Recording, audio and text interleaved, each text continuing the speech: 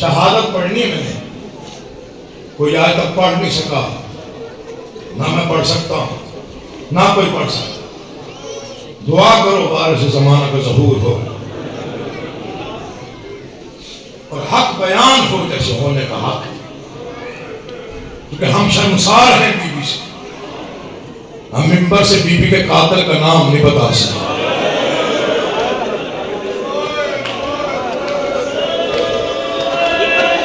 ہمارے آخری نبی کی اکلوتی بیٹی ہے، ممبر کی قسم اس کے قاتل کا نام نہیں بتا سکتے۔ جسے اب تک رونا نہ آیا ہو ایک فکرہ سنیں، اگر کسی کے بزرگ دنیا سے چلے جائیں، دنیا تسلیاں دیتی ہے اور کوشش ہوتی ہے ہر بچے کی، خدا نہ خواستہ کسی کی ماں دنیا سے چلی جائے، وہ روز جا کے قبر پہ صفائی بھی کرتا ہے، چادر بھی ڈالتا ہے، کوشش کرتا ہے سایہ رہے۔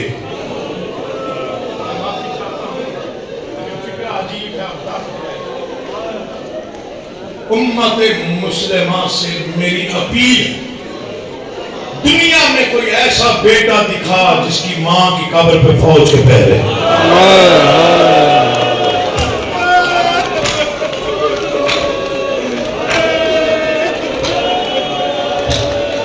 رونے میں شرم نہ آتی ہو، اسے ادا کا پرسہ دینے آیا ہے ہمارے زمانہ کو، وہ کم از کم شرما کے نہ روئے، اتنا روئے کہ دیگر راضی ہو جائے۔ میں پھر پڑھ دیتا ہوں، میں نو کر رہا ہوں۔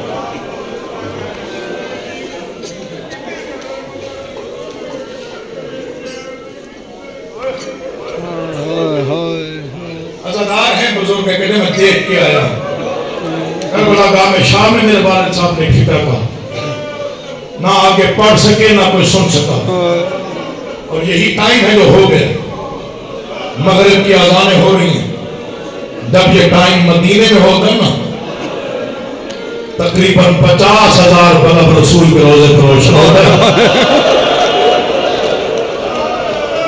جو آپ نہ رو سکے وہ سب چھپا دے گا، میں محنت کر رہا ہوں، میں نے بہت بڑا فکرہ پڑھا ہے غربت کا، اسی وقت روزہ رسول پہ کم از کم 50,000 بلب کی روشنی ہوتی ہے۔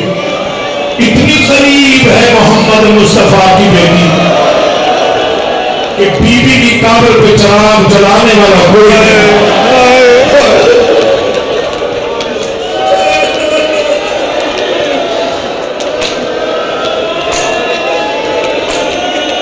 کہ آپ بھی ہمیں حق نہیں ہے کہ ہم روئیں، ہم پرسہ دیں، کہ آپ بھی ہمیں حق نہیں ہے کہ ہم ماتم کریں۔ اللہ میری جوانی سلامت رکھے، رویا تو اس کام کے علاوہ ہمارے پاس ہے ہی کچھ نہیں۔ بہت پیاری تھی، میرے آقا کو اپنی بیٹی سے بڑا پیار تھا۔ آخری وقت تھا زمانے کے رسول کا، سر بیٹی کے زانوں پہ رکھا تھا، آنکھیں بند، پیشانی تپ رہی تھی۔ جب تک طلبات ہوا دروازے پہ، محمد مصطفیٰ کی بیٹی نے کہا جو بھی ملنے آیا ہے ابھی میرا بابا بیمار ہے۔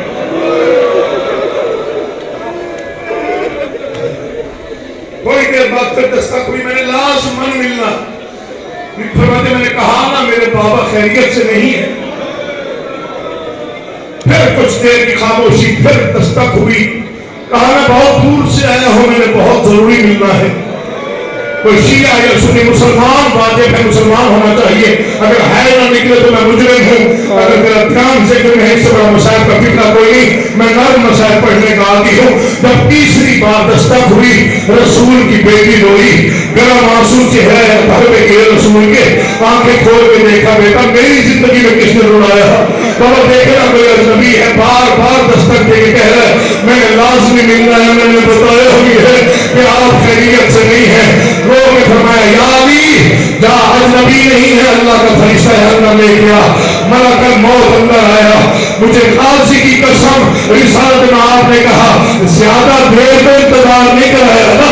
آواز یا رسول اللہ چھوڑیے کتنا انتظار کیا، بس ایک بار بیٹی کے سامنے اتنا بتا دے میں آج تک کسی दरवाजे पे रुका नहीं हो।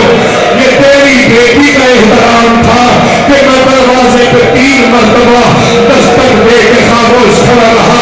मिंबर की कसम है रोने वालों, रसूल इतना रोए, रीछ थी के आंसुओं में बेटी ने बाप के गले में बाहें डाली। बाबा ये तो मेरी इज्जत और तकरीम की बात है, आप क्यों रोए हैं? बेटा एक वक्त याद आ गया है जहां आज फरिश्ता रुक गया है।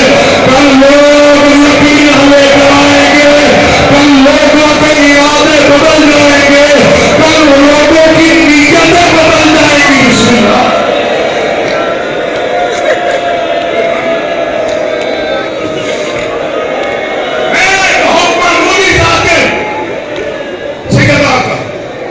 मेरी क्या औकात और क्या मजा। बीवी मुझे माफ कर देना, जितना पढ़ सकता हूं उतना पढ़ूं। मैं बहुत डर के आपके मसाइल पढ़, किसी अदादार के दिल को ठेस न पहुंचे, लेकिन अगर हाथ पढ़ूं तो कोई मार ना जाए मुझे करे। मिंबर की कसम से दुआ कर मुझे मौत आ जाए, गला पढ़ूं अगली सांस नसीब ना हो। 11 हिजरी रसूल ने पर्दा फरमाया। 17 दिन 75 दिन या 90 दिन की रिवायत थी। इतना ही दुखी बेटी जिंदा रही बाप के दुनिया से जाने के बाद। तुझे फिक्रा पढ़ के सुनाता हूं, हो सकता है तेरी जिंदगी की इबादत के लिए काफी हो जाए। जब 3 घंटे खड़े रहने के बाद दरबार से वापस आई तो उस वक्त मां को बेटी ने देखा, सर सफेद था, कमर झुक गई थी। बीबी ने दामन में मां के हाथ डाल के कहा,